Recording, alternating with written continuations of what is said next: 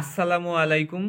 First proof শেষে third ইয়ারে আসার পরে ওয়ার্ডে যাইতে হয়, এবং ওয়ার্ডে যাওয়ার টাইমে যে জিনিসটা অনেক বেশি গুরুত্বপূর্ণ সেটা হচ্ছে স্টেথোস্কোপ।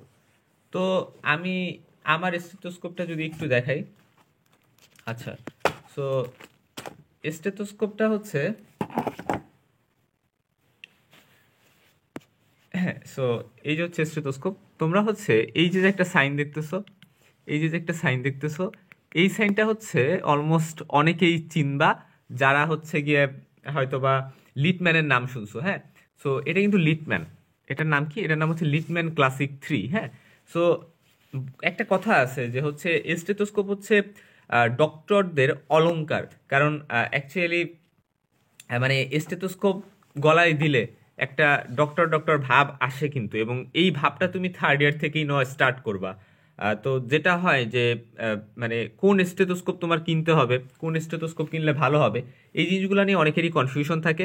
তো সেই বিষয়গুলো আমি কথা বলবো।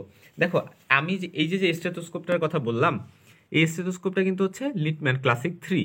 এবং এই স্টেথোস্কোপটার দাম কিন্তু মানে আমার এক্সাক্ট দাম মনে নেই। হ্যাঁ, কারণ এটা হচ্ছে আমার আপু আমাকে গিফট করছিল। তো এটার দাম মোস্ট পসিবলি মানে 15,000-এর আশেপাশে হবে। হ্যাঁ, বা মাঝে মধ্যে আসলে দাম ওঠানামা করে। দেখো, একটা স্টেথোস্কোপ তুমি 15,500 টাকা বা 15,000 টাকা দিয়ে কিনবা, এটা কিন্তু মানে যেই সেই কথা না। তো যেটা হয় যে থার্ড ইয়ারে আমরা যখন ওয়ার্ডে যাই, সেই ওয়ার্ডে যাওয়ার টাইমে যে এই লিটম্যানই থাকতে হবে ব্যাপারটা মোটেও এরকম না। আরও অনেকগুলো অপশনস আছে। হ্যাঁ, যেমন ধরো বিএসএমআই, এটা একটা স্টেথোস্কোপ, মানে এর নাম। যেমন ধরো লিটম্যান একটা কোম্পানির নাম, ঠিক একইভাবে বিএসএমআই একটা আছে। তারপর হচ্ছে তোমার উইস্টার। উইস্টার আর বিএসএমআই এই দুটো অনেক বেশি চলে। অনেকেই হচ্ছে এই দুটোই ইউজ করে। আইদার কেউ বিএসএমআই অথবা উইস্টার কেনে, অথবা আরেকটা আছে এমডিএফ, এটাও কেউ কেউ কেনে। ঠিক আছে। আর এই তিনটা হচ্ছে মানে কাইন্ড অফ সেম ক্যাটাগরির। যদি তুমি এগুলা কিনতে চাও তাহলে এগুলার প্রাইস কিন্তু 2,000-এর আশেপাশে হচ্ছে আপ ডাউন করে। ঠিক আছে, 2,000-এর আশেপাশে, 2,000-এর কমেও পাবা। আমাদের টাইমে তো হচ্ছে কত, 1600-র আশেপাশে ছিল। ঠিক আছে, সো এরকম দামের মধ্যে কিন্তু তুমি পাওয়া যাচ্ছ।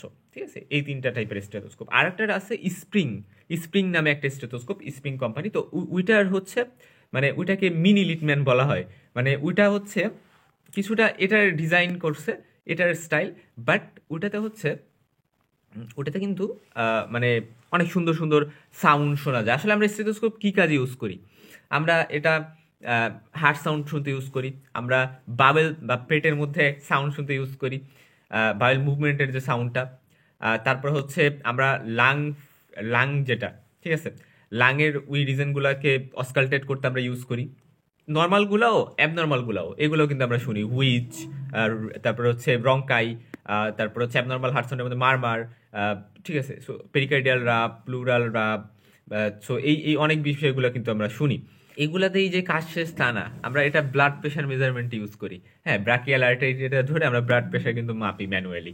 সো আরও অনেক অনেক কাজ আছে এটা দিয়ে। হ্যাঁ, তো এটা অন অফ দ্য মানে গুরুত্বপূর্ণ একটা বিষয় আসলে ডক্টরদের জন্য। আমরা হয়তোবা জাস্ট ভাবি যে গলায় দিলেই এটার কাজ শেষ, মোটেও না। এটার অনেক গুরুত্বপূর্ণ গুরুত্বপূর্ণ কাজ আছে। তো এখন বলতে পারো যে ভাই আচ্ছা, ওই যে যে 2,000 টাকার স্টেথোস্কোপ আর এই যে 15,000 টাকার স্টেথোস্কোপ, এদের মধ্যে ডিফারেন্সটা কোথায়? এদের মধ্যে ডিফারেন্সের জায়গাটা হচ্ছে, দেখো আমি যখন এটাকে কানে দিলাম, আচ্ছা এটা কানে কিভাবে দিতে হয়? এভাবে না, এটা হচ্ছে কানে এভাবে দিতে হয়। হ্যাঁ, এভাবে। এই সাইডটা নিয়ে এভাবে। আচ্ছা, আগে চেক করে নিতে হয় কিন্তু যে অন আছে কিনা। ওকে, অন আছে।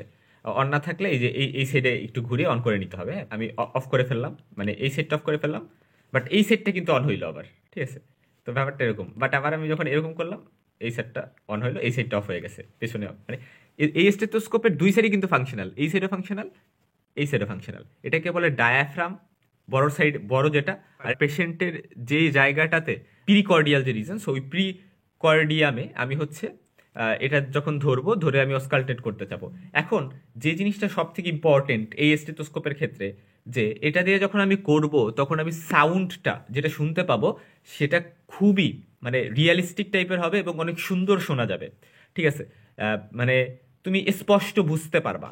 বাট একটু যেটা কম দাম বা 2,000 টাকার স্টেথোস্কোপ, ওটা দিয়ে অতটা ক্লিয়ারলি যে বোঝা যাবে ব্যাপারটা এরকম না। তুমি শুনবা, বাট ক্লিয়ারলি বোঝা যাবে না। এখন আসো আর একটা ইম্পর্টেন্ট পয়েন্টে, যে অ্যাকচুয়ালি যারা আমরা থার্ড ইয়ারে পড়বো, যারা ফোর্থ ইয়ারে পড়বো, যারা ফিফথ ইয়ারে পড়বো, তাদের জন্য এই স্টেথোস্কোপের সাউন্ড আর ওই স্টেথোস্কোপের সাউন্ডের মধ্যে ডিফারেন্স পাওয়াটা, বা ডিফারেন্স যেটা হয়েছেও সেটা অত সুন্দর করে বোঝাটা আসলে এত ইজি না। আমি যেটা বলতে চাই যে third year, fourth year, fifth year এই জায়গায় যে তোমার লিটম্যান থাকতেই হবে, ব্যাপারটা এরকম না আসলে। তুমি নর্মাল স্টেথোস্কোপ দিয়েও কিন্তু চালাইতে পারো, সমস্যা নেই কোনো। ওই সবার জন্য সবাই উঠেই করে, 2,000 টাকার যে স্টেথোস্কোপ উঠেই কেন, ঠিক আছে। কিন্তু যদি অ্যাফোর্ড করতে পারো, যদি হচ্ছে লাইক ধরো আমাকে গিফট করে ফেলছিল আমার আপু, তো এটা যদি হচ্ছে যেমন ধরো গিফট করছিল, সো এই জন্য আমি নিজে থেকে হয়তো কিনতাম না কখনোই, মানে এত আর্লি। কিন্তু আমার আপু গিফট করছিল, থার্ড ইয়ার থেকে আমার এটা আছে। কিন্তু তোমাদেরও যদি এরকম কেউ গিফট করে বা তোমরা অ্যাফোর্ড করতে পারো, for sure go for it. কারণ এটা যে তুমি কিনলা 2-3 বছর পর নষ্ট হয়ে যাবে এরকম না, এটা তো অনেকদিন থাকবে যদি ভালোভাবে যত্ন করে রাখো। সো কিনলে একেবারে এটা কিনে ফেলতে পারো যদি অ্যাফোর্ড করতে পারো। আর যদি না, মানে মনে হয় যে আচ্ছা না এটা আমি পরে কিনবো, যখন আমি ইন্টার্নে যাব, ইন্টার্নশিপের টাকা জমিয়ে আমি ফার্স্ট বেতন দিয়ে হয়তো বা একটা লিটম্যান কিনে নিব, তো তখন সেটাও করতে পারো। কিন্তু কিন্তু এগুলা কিন্তু ভবিষ্যতে অবশ্যই একটা থাকা উচিত, হ্যাঁ। এবং আসলে আমরা ডক্টররা আমাদের যে ইনস্ট্রুমেন্টগুলো আছে তার মধ্যে দামি তো শুধু এটার বেশি, তাই না? সো এটাতে একটু টাকা ইনভেস্ট করলে সমস্যা কোথায়?